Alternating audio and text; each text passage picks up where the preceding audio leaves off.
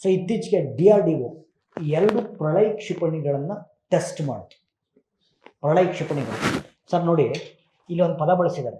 Okay, ಸ್ಯಾಲ್ವೋ launch ಅಂತ ಒಂದು ಪದ ಬಳಸಿದ್ದಾರೆ. ಸ್ಯಾಲ್ವೋ ಲಾಂಚ್ ಅಂತಂದ್ರೆ ಸರ್ ಒಂದಕ್ಕಿಂತ ಹೆಚ್ಚು ಕ್ಷಿಪಣಿಗಳನ್ನು ಒಟ್ಟಿಗೆ ಟೆಸ್ಟ್ ಮಾಡೋದು. ಒಂದಕ್ಕಿಂತ ಹೆಚ್ಚು ಕ್ಷಿಪಣಿಗಳನ್ನು ಒಟ್ಟಿಗೆ ಟೆಸ್ಟ್ ಮಾಡೋದನ್ನ ಸ್ಯಾಲ್ವೋ ಲಾಂಚ್ ಅಂತ ಕರೀತಾರೆ.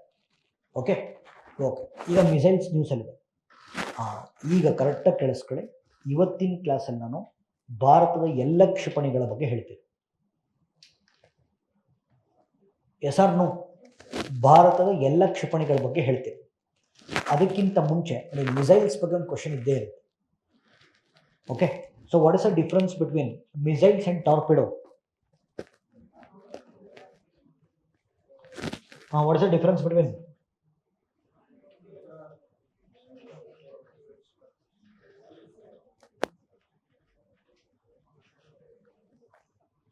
ಏನು ಮಿಸೈಲ್ಗೂ ಟಾರ್ಪಿಡೋಗೂ ವ್ಯತ್ಯಾಸ ಏನು ಸರ್? ಆಕಾಶದಲ್ಲಿ ಉಡಾಯಿಸಿದ್ರೆ ಅದು ಕ್ಷಿಪಣಿ, ನೀರೊಳಗಡೆ ಉಡಾಯಿಸಿದ್ರೆ ಟಾರ್ಪಿಡೋ. ಓಕೆ, ಸೊ ನೀರೊಳಗಡೆ ನೋಡಿ ಇಲ್ಲಿ ಅದು ಟಾರ್ಪಿಡೋ, ನೀರೊಳಗಡೆ ನೋಡಿ ಇದು ಟಾರ್ಪಿಡೋ. ಆಯ್ತಾ? ಇವೆಲ್ಲ ಟಾರ್ಪಿಡೋಸ್ ಇವೆಲ್ಲ ನೋಡಿ, ಇದು ಕ್ಲಿಯರ್ ಇದೆ. ಸಬ್ಮರೀನಿಂದ ಟಾರ್ಪಿಡೋ ಲಾಂಚ್ ಆಗ್ತಿದೆ. ಆಕಾಶದಲ್ಲಿ ಉಡಾಯಿಸಿದ್ರೆ ಅದು ಕ್ಷಿಪಣಿ, ನೀರೊಳಗಡೆ ಉಡಾಯಿಸಿದ್ರೆ ಟಾರ್ಪಿಡೋ. ನೀರ್ ಮೇಲೆ ತೇಲಿದ್ರೆ ಅದು ನೌಕೆ, ನೀರ್ ಮೇಲೆ ತೇಲಿದ್ರೆ ನೇವಲ್ ಶಿಪ್ಪು, ನೀರು ಒಳಗಡೆ ಚಲಿಸಿದ್ರೆ ಸಬ್ಬರೀನ್, ನೀರು ಒಳಗಡೆ ಚಲಿಸಿದ್ರೆ ಸಬ್ಬರೀನ್. ಈಗ ಪ್ರಶ್ನೆ ಏನು ಅಂದರೆ, ಓಕೆ ಈಗ ಒಂದು ಮಿಸೈಲನ್ನು ಯಾವ ರೀತಿ ಓದಬೇಕು, ಸ್ಟ್ರಕ್ಚರ್ ಬರಬೇಕು. Missile ಕ್ಷಿಪಣಿಗಳು,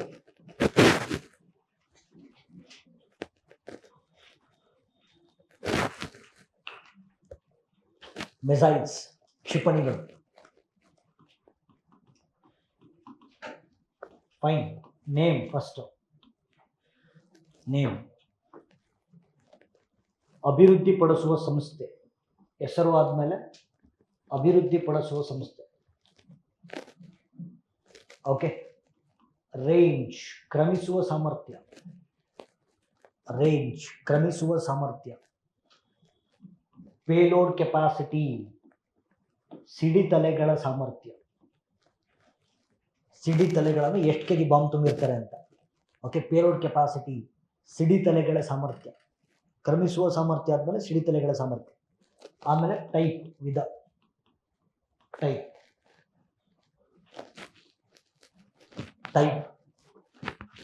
right. ಫಸ್ಟ್ ನಾನು ಟೈಪನ್ನು ಮುಗಿಸ್ಬಿಡ್ತೇನೆ, ಸೊ ದಟ್ ನಿಮ್ಗೊಂದು ಐಡಿಯಾ ಬರುತ್ತೆ. ಓಕೆ, ಬೇಸ್ಡ್ ಅಪಾನ್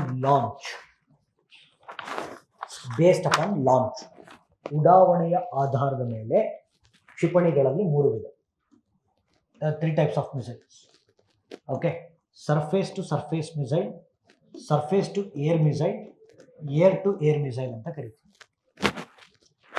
ಭೂಮಿಯ ಮೇಲ್ಮೈಯಿಂದ ಆಕಾಶಕ್ಕೆ, ಆಕಾಶದಿಂದ ಆಕಾಶಕ್ಕೆ. ಯಾಕೆ ಏರ್ ಟು ಸರ್ಫೇಸ್ ಮಿಸೈಲ್ ಇಲ್ಲ?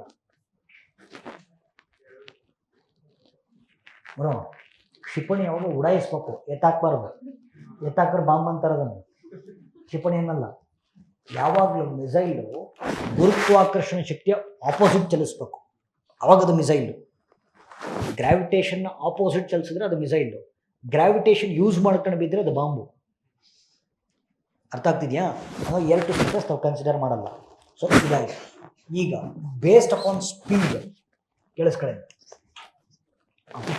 ಬೇಸ್ಡ್ ಅಪಾನ್ ಲಾಂಚ್ ಆಯಿತು, based upon speed. Okay, we have 3 types of missiles: Sonic missiles,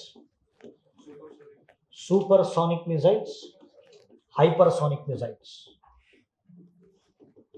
ಆಯ್ತಾ? ನೋಡಿ, ನಾನು ಮಾತಾಡ್ತಾ ಇದ್ದೀನಲ್ಲ, ಶಬ್ದ ಇದು. ಶಬ್ದಕ್ಕೊಂದು ಸ್ಪೀಡ್ ಇರುತ್ತೆ, ಅದನ್ನು 1 ಮ್ಯಾಕ್ ಅಂತ. ಶಬ್ದ ಈಗ ನಾನು ಮಾತಾಡ್ತೀನಿ ನೋಡಿ, ಸೌಂಡ್ ಟ್ರಾವೆಲ್ಸ್ ಅಲ್ವೇನ್ರಿ, ಶಬ್ದ ಚಲಿಸುತ್ತೆ. ಓಕೆ, ಸೌಂಡಿಗೆ ಒಂದು ಸ್ಪೀಡ್ ಇದೆ, ದಟ್ ಈಸ್ 1 ಮ್ಯಾಕ್. ಶಬ್ದದ ವೇಗದಲ್ಲಿ ಕ್ಷಿಪಣಿ ಚಲಿಸಿದ್ರೆ ಸೋನಿಕ್ ಮಿಸೈಲ್ಸ್. ಶಬ್ದಕ್ಕಿಂತ 3 ಪಟ್ಟು ವೇಗದಲ್ಲಿ ಕ್ಷಿಪಣಿ ಚಲಿಸಿದ್ರೆ ಸೂಪರ್ ಸೋನಿಕ್. ಶಬ್ದಕ್ಕಿಂತ 5 ಪಟ್ಟು ವೇಗದಲ್ಲಿ ಕ್ಷಿಪಣಿ ಚಲಿಸಿದ್ರೆ ಹೈಪರ್ಸೋನಿಕ್. ಆಯ್ತಾ?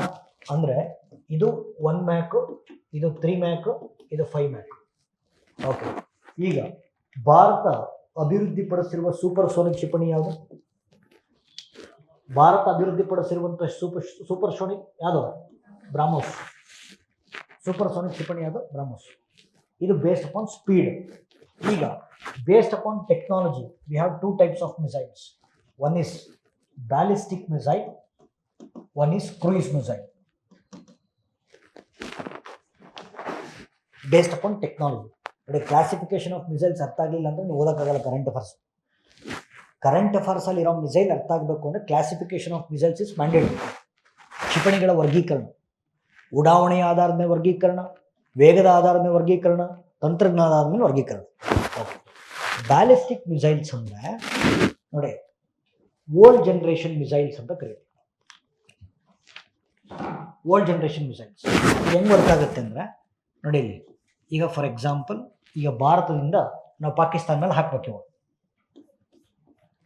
ಮಿಸೈಲ್ ಹಾಕಬೇಕು. ಆಯಿತಾ? ಎಸ್ ಸರ್, ಪ್ಲೀಸ್ ಕೇಳಿಸ್ಕೊಳ್ಳಿ. ಎಷ್ಟು ಪೆಟ್ರೋಲ್ ತುಂಬಿರ್ತೀವಿ ಅಂದರೆ, ಓಕೆ, ಪೆಟ್ರೋಲ್ ಅಂದರೆ ಅರ್ಥ ಮಾಡ್ತೀವಿ.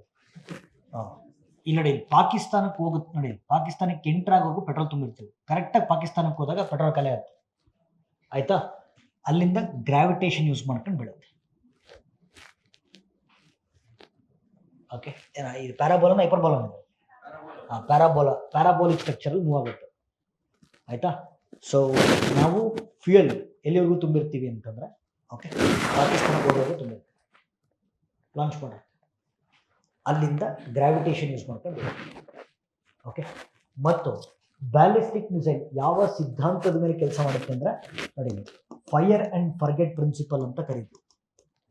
ಫೈರ್ ಆ್ಯಂಡ್ ಫರ್ಗೆಟ್ ಪ್ರಿನ್ಸಿಪಲ್ ಅಂದರೆ, ಈಗ ಒಂದ್ಸತಿ ಕ್ಷಿಪಣಿ ಉಡಾಯಿಸಿದ್ದೀರಾ, ಓಕೆ, ಲಾಂಚ್ ಆಗಿಬಿಟ್ಟಿದೆ ಸರ್, ಈಗ ಯಾಕೆ ಮೂಡ್ ಚೇಂಜ್ ಆಯ್ತು ಸರ್, ವಾಪಸ್ ಕರ್ಕೊಂಡು ಆಗಲ್ಲ. ಪಟಾಕಿ ಥರ ಫೈರ್ ಆ್ಯಂಡ್ ಫರ್ಗೆಟ್.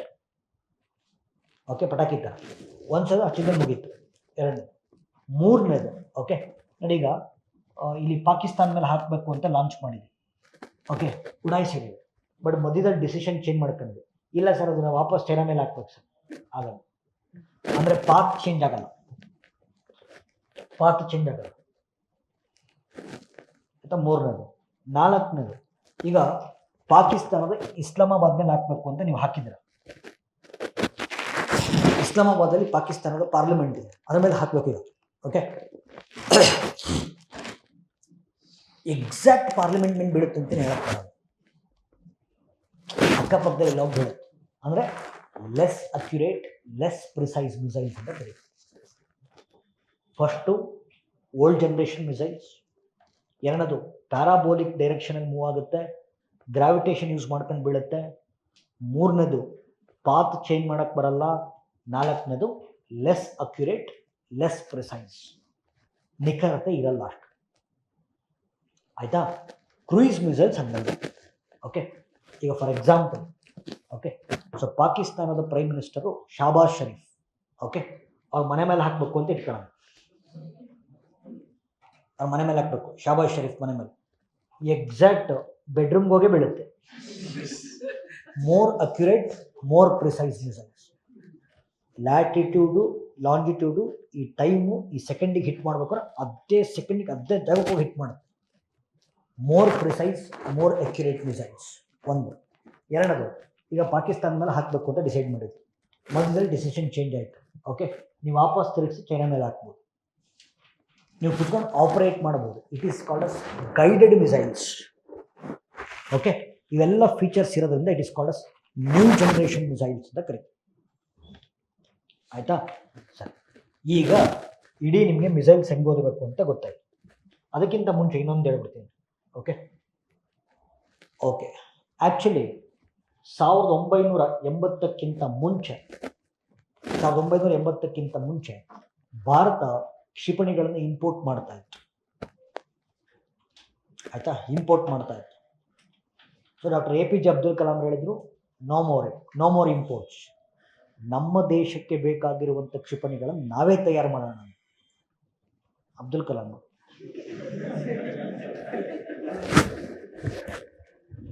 ಸೊ ನಮ್ಮ ದೇಶದ ಕ್ಷಿಪಣಿಗಳನ್ನು ನಾವೇ ತಯಾರು ಮಾಡೋಣ ಅಂತ ಹೇಳಿದ ಮೇಲೆ ಓಕೆ 1983 ಓಕೆ ಭಾರತದ DRDO ಒಂದು ಕಾರ್ಯಕ್ರಮವನ್ನು ಲಾಂಚ್ ಮಾಡ್ತು.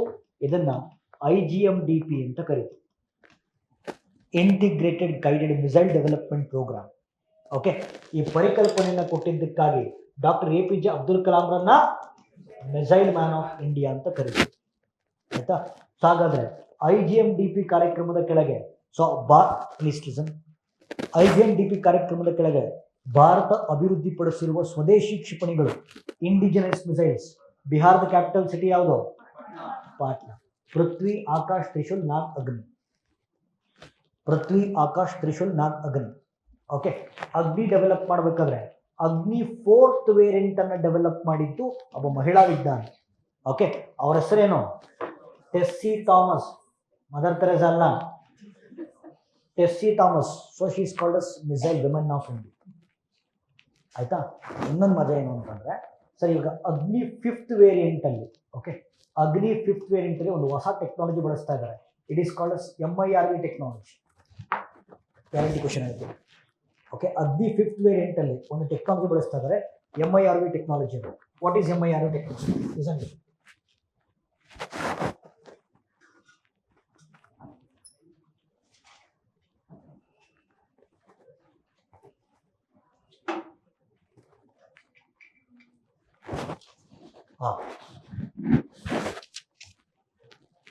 ಸರ್ MIRV ಟೆಕ್ನಾಲಜಿನಲ್ಲಿ what you mean by MIRV ಅಂತ ಕೇಳ್ಬೋದು.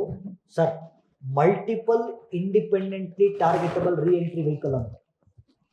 ಆಯ್ತಾ? ಇದು ಹೆಂಗೆ ವರ್ಕ್ ಆಗುತ್ತೆ ನೋಡಿ, ಮುಂಚೆ ಒಂದು ಕ್ಷಿಪಣಿನಲ್ಲಿ ಒಂದು ಬಾಂಬ್ ಅಷ್ಟೇ ಇಡ್ತಾ ಇದ್ವಿ, ಕ್ಷಿಪಣಿ ಒಳಗಡೆ ಒಂದು ಬಾಂಬ್ ಇಡ್ತಾ ಇದ್ವಿ. ಈಗ MIRV ಟೆಕ್ನಾಲಜಿ ಅಂತಂದ್ರೆ ಮಲ್ಟಿಪಲ್ ಬಾಂಬ್ಸ್ ಇಡ್ತೀವಿ. ಓಕೆ ಮಲ್ಟಿಪಲ್ ಬಾಂಬ್ಸ್ ಏನಾಗುತ್ತೆ, ಉಡಾಯಿಸಿದಾಗ ಮಲ್ಟಿಪಲ್ ಬಾಂಬು ಮಲ್ಟಿಪಲ್ ಟಾರ್ಗೆಟ್ಸ್ನ ರೀಚ್ ಆಗುತ್ತೆ. This is called MIRV technology. So Agni 5th variant ಅಲ್ಲಿ ಇಂಡಿಯಾ ಇಂಡಕ್ಟೆಡ್ MIRV. ಅರ್ಥ ಆಯ್ತಾ? Yes or no? So this is brief introduction about missiles. ಈಗ ಸ್ಪೆಸಿಫಿಕ್ಸಿಗೆ ಬಂದ್ಬಿಡೋಣ. ಓಕೆ ಸ್ಪೆಸಿಫಿಕ್ಸಿಗೆ ಬಂದ್ಬಿಡೋಣ. ಓಕೆ ನೋಡಿ ಇಲ್ಲಿ ಪ್ರಳಯ್ ಕ್ಷಿಪಣಿ ನೇಮ್ ಪ್ರಳಯ್ ಅಭಿವೃದ್ಧಿಪಡಿಸುವಂಥ ಸಂಸ್ಥೆ ಯಾವಾಗಲೂ DRDO. Okay defence research development organisation, right? Okay ಅದಾದ್ಮೇಲೆ ಏನು ಕೊಟ್ಟಿದ್ದೆ? ರೇಂಜಾ, ಕ್ರಮಿಸುವ ಸಾಮರ್ಥ್ಯ ತಾನೆ. ಮಾತಾಡ್ರಿ, ಎಷ್ಟಿದೆ ಕ್ರಮಿಸುವ ಸಾಮರ್ಥ್ಯ? 400 ಕಿಲೋಮೀಟರ್. ಪೇಲೋಡ್ ಕೆಪಾಸಿಟಿ ಎಷ್ಟಿದೆ? 500ರಿಂದ 1000 kg ಬಾಂಬ್ ಇಡ್ಬೋದು. ಆಯ್ಕೆ ಲಾಸ್ಟ್ ಟೈಪ್ ತಾನೆ. Yes or no? ನೋಡಿ surface to surface, short range ಏನಂತಾರೆ? Ballistic missile. Surface to surface, short range, ballistic missile. ಬಹಳ ವಿಶೇಷವಾಗಿರ್ತಕ್ಕಂಥ ಸಂಗತಿ ಏನಂದ್ರೆ ಏನಿದು? ಸ್ವದೇಶಿ ನಿರ್ಮಿತ. ಸ್ವದೇಶಿ ನಿರ್ಮಿತ, ಇಂಡಿಜಿನಸ್ ಮಿಸೈಲ್. ಓಕೆ ನಾನೀಗ ಆಲ್ರೆಡಿ ಭಾರತದ ಸ್ವದೇಶಿ ನಿರ್ಮಿತ ಕ್ಷಿಪಣಿಗಳು ಹೇಳಿದ್ನ, ಪಾಟ್ನಾ. ಮಾತಾಡ್ರಿ. ಓಕೆ ಈಗ ನೋಡಿ IGMDP ಬಗ್ಗೆ ಈಗ ತಾನೇ ಪಠ ಮಾಡಿದ್ವಿ. ಓಕೆ IGMDP ಈಗ ಅಬ್ಸರ್ವ್. ಈಗ ಪಾಟ್ನಾ ಬಗ್ಗೆ ಮಾತಾಡೋಣ. ಪಾಟ್ನಾ. ಸೊ ಪೃಥ್ವಿ, ಆಕಾಶ್, ತ್ರಿಶೂಲ್, ನಾಗ್, ಅಗ್ನಿ. ಅಗ್ನಿ ಬಗ್ಗೆ ಬರ್ತೀನಿ, ಸಾರಿ ನಾಗ್ ಬಗ್ಗೆ ಬರ್ತೀನಿ. ಪೃಥ್ವಿ, ಆಕಾಶ್, ತ್ರಿಶೂಲ್, ನಾಗ್ ಕೆಳಗಡೆ ಇದೆ, ಅಗ್ನಿ. ನಾಗು ಎಕ್ಸೆಪ್ಷನ್ ಆ್ಯಕ್ಚುಲಿ. ಯಾಕೆ ಅಂದರೆ ನಾಗ್ ಬಂದು ನೋಡಿ ಇವೆಲ್ಲ ಒಂಥರ ಮಿಸೈಲು. ಓಕೆ ನಾಗೆ ಒಂಥರ ಮಿಸೈಲು. ಯಾಕೆ ಅಂತಂದರೆ it is called as anti tank missile.